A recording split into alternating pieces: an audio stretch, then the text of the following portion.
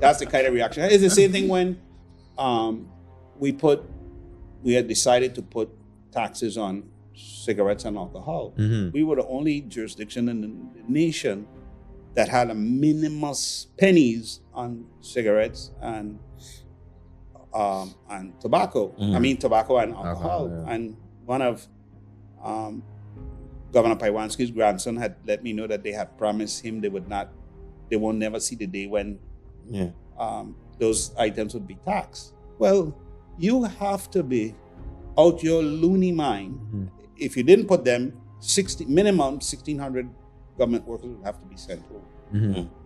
Rather than tax rum and tobacco. Now, I don't know that tobacco has been approved by the FDA as a healthy item. And I don't know if drinking rum has been designated as a healthy item. So it's not, they don't have no nutritional value. So you only have to have them. So why are you quarreling with me telling me that the average person will be able to afford a bottle of rum? What the hell are senior citizens worry about affording a bottle of rum or a carton of cigarettes? If you want to smoke, I come to the mainland. If I want to buy a beer and the beer is $9, if that's what they're charging me and I want a beer, I don't pay the $9. Right? So in the Virgin Islands, if the beer is $2 and by the time I put a tax on it, it's $3.50. If you want to drink beer, it's $3.50. But the government must function. The same thing when we put the tax on the folks who have timeshares. The timeshare industry come up with a scheme to get the government to approve the Timeshare Act, where a person who spend 1 week in a timeshare pay $27 as a property tax.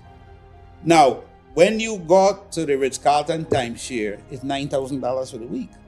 Now, how I go explain to somebody who is a teacher getting $30,000 a year that I have somebody flying into the border and spend $9,000 just to sleep in this condo, and they will get $27 out of it. And they're driving on the road. If they need the police, if they need fire, if they need the hospital, they go, and I am responsible for taking care of them. And they, for their week, they leave me, the government of the border, with $27. After they spend $9. And they leave Ritz-Carlton, who get the $9, and then this body get their piece of the $9. And 1 week is only 1 out of 4 in the month. Then they will tell you Easter and Christmas, they get twice as much for the same accommodation. And then you take that over to Frenchman Reef, who maybe isn't 9,000, but it's 4,000, and on and on and on. And so you say that this can't work, right? And the business community is right. They should oppose any taxes on their commodities, right? But at the end of the day, you have to find the balance in the community so that I don't need to tax you property tax you gross receipt tax, and you paying to bring tourists to come to the Virgin Islands. What is that? And that's what we were practically doing. We were subsidizing the industry, and then we said we're going to charge them a hotel occupancy tax, but we'll spend all that money advertising to bring them in, which we should do. But I live in Florida. You live here in Georgia.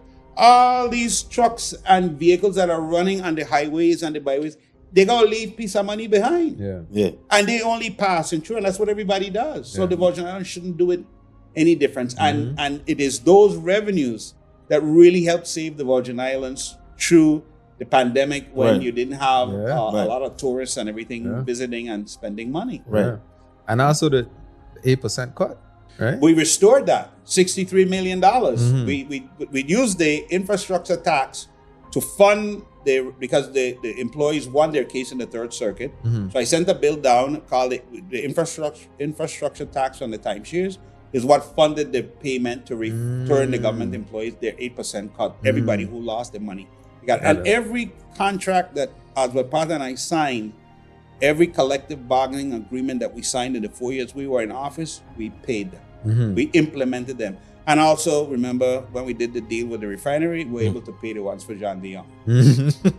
And the income taxes that were owed to the territory, the income tax refunds. So I think our administration, with the hand we were dealt when we arrived, we did a tremendous job for the territory as a whole, looking out for the territory really as a whole. And I'm proud of the service that we did. Just need a big bag, a big bag. I'ma get it so fast, I'm so fast.